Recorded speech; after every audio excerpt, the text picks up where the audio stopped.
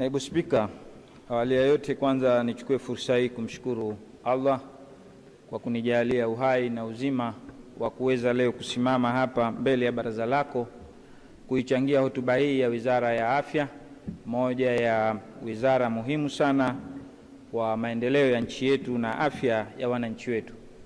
Mheshimiwa Spika, mimi binafsi leo nilikuwa sina nia ya kuzuia fungu, lakini itanibidi nizuie fungu moja kwa ajili ya maelezo kutoka kwa Mheshimiwa Waziri.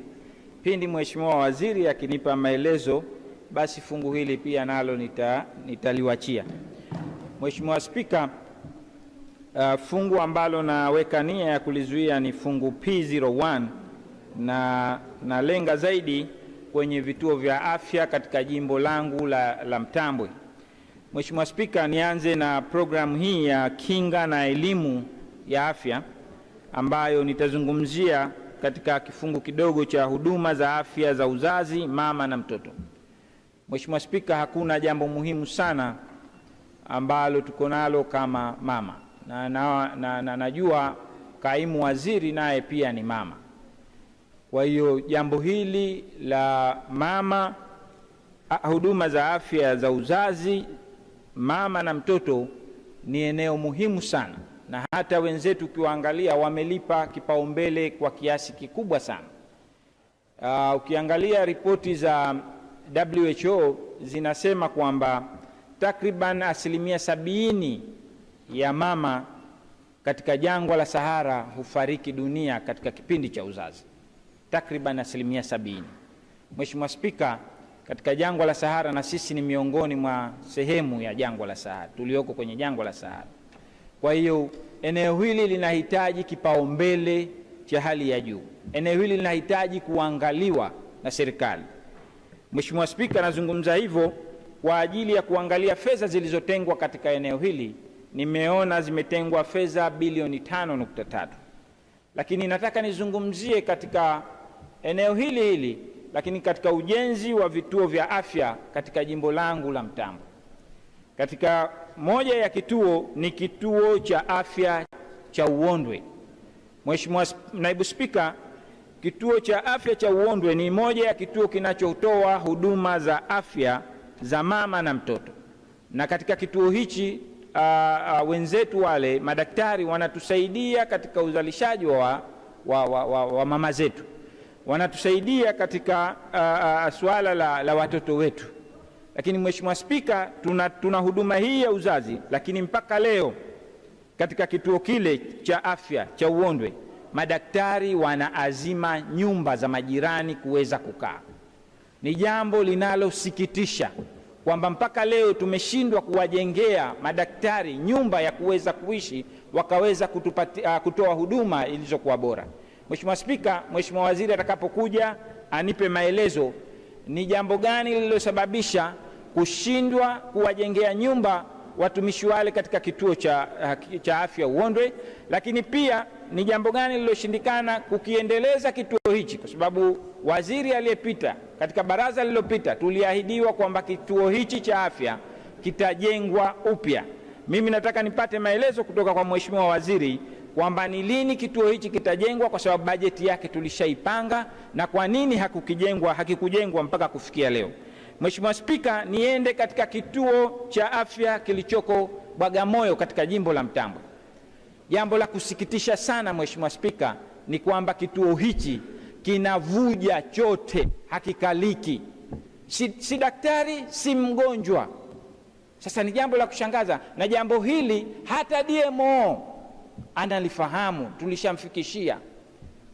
Sasa wanataka mwakilishi ndio akaezeke kituo, kwa sababu wananchi wanatupigia sisi, wananchi wanatuita sisi, njoni muangalie kituo chetu. Sisi tunawafika wale wahusika ambao wanatakiwa kufikwa, ni Wizara ya Afya. Sisi tumejitahidi katika maeneo, mimi katika baadhi ya vituo nimechimba visima katika baadhi ya vituo vilivyoko vya afya katika jimbo langu la Mtambwe, lakini si mambo yote ambayo mwakilishi ataweza kuyatekeleza. Kituo hichi Mheshimiwa, mpaka leo kinavuja. Wizara ya Afya wameshindwa kuchukua hatua yoyote. Sijui huduma hiyo itatoka vipi, na huduma hiyo wanawapa vipi hao wagonjwa ambao wapo katika kituo hichi. Mheshimiwa Spika, ni jambo ambalo linasikitisha na mimi siwezi kukubali. Ni lazima fungu hili nilizuie.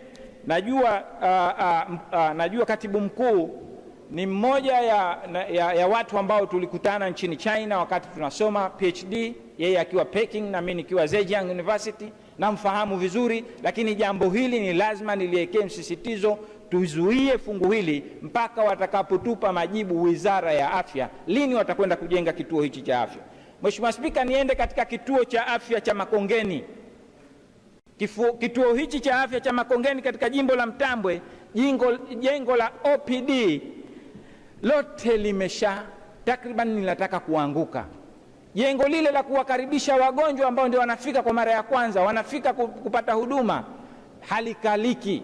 Na mwisho wa siku si muda mrefu tutasikia kwamba aidha kuna mtu ameangukiwa na jengo au wagonjwa wameangukiwa na jengo. Sasa waje watuambie, Wizara ya Afya, waje watuambie ni lini jengo lile, ni lini litajengwa jengo la OPD pale katika kituo cha afya cha Makongeni.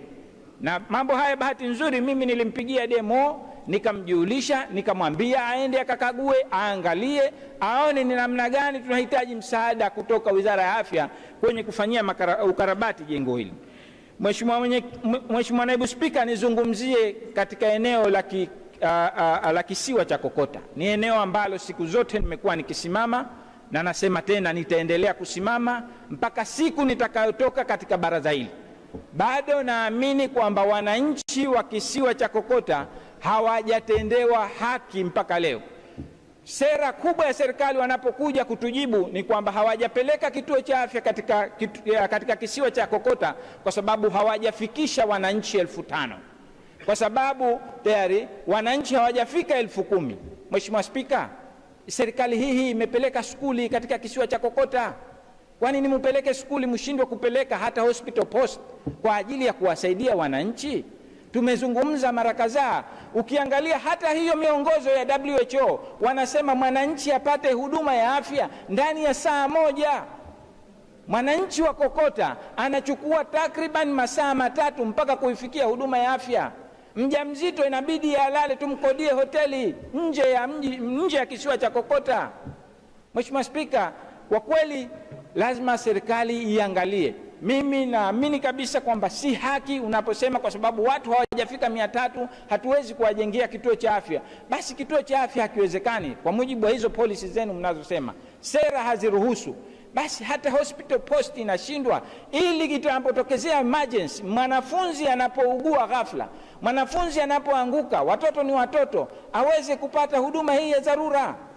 Mheshimiwa Spika, hili ni moja ya jambo ambalo nimesema lazima nilizungumze kwa sababu ni jambo ambalo linatuathiri katika jimbo la Mtambwe, na wananchi wangu wamekuwa mara nyingi wakinipigia simu kulalamika juu ya mambo haya. Mheshimiwa Spika, niende kwenye fungu P02 huduma za tiba, na zaidi nizungumzie ujenzi wa hospitali ya mkoa wa Kaskazini Pemba. Mimi nakumbuka nilikuwepo katika baraza lililopita. Mheshimiwa waziri aliyepita Mazurui aliahidi kwamba hospitali ya mkoa wa Kaskazini, hospitali ya Wete itajengwa, na tukapitisha bajeti yake.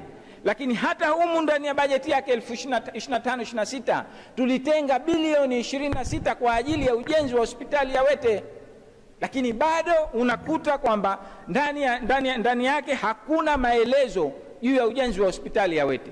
Anapokuja Mheshimiwa waziri aje atuambie ni lini hospitali ya Wete itajengwa, kwa sababu sisi tunaoishi katika wilaya ya Wete, majimbo ya wilaya ya Wete, tunapata shida sana. Lakini Mheshimiwa Spika, niunganishe hapo hapo na hospitali, kituo cha afya cha Jadida. Kituo cha afya cha Jadida ni kituo ambacho mimi katika jimbo langu la Mtambwe kinaweza kunipatia huduma za afya kwa sababu nipo karibu nacho, ukilinganisha na kituo cha Kinyasini. Mheshimiwa Spika, cha kusikitisha, kituo kile cha Jadida mpaka leo wanaazima jengo kwa mtu. Mheshimiwa waziri atakapokuja atuambie ni lini tayari jambo hili litasita, na ni lini kituo kile kitakamilika, kitawekwa vitanda, wagonjwa wataanza kulazwa, ili sisi ambao wananchi wetu wanapata shida ya kutembea masafa marefu, kuenda Kinyasini, huenda sehemu nyingine waweze kupata huduma katika kituo hichi cha Jadida Chawete. Mheshimiwa Spika, jambo hili ni lazima lifanyiwe kazi, lakini jambo jingine ambalo nahitaji kulizungumzia ni huduma za afya bandarini, viwanja vya ndege na mipakani. Mheshimiwa Spika, hivi sasa kuna janga ambalo limeanza kutokea na wizara lazima watuambie wamejiandaa vipi. Tumewasikia wenzetu wa DRC ni kwamba Ebola kumetokea, ugonjwa wa Ebola umetokea tena, na nadhani ni moja ya janga kubwa. Hata WHO tayari wametangaza kwamba ni janga la kimataifa.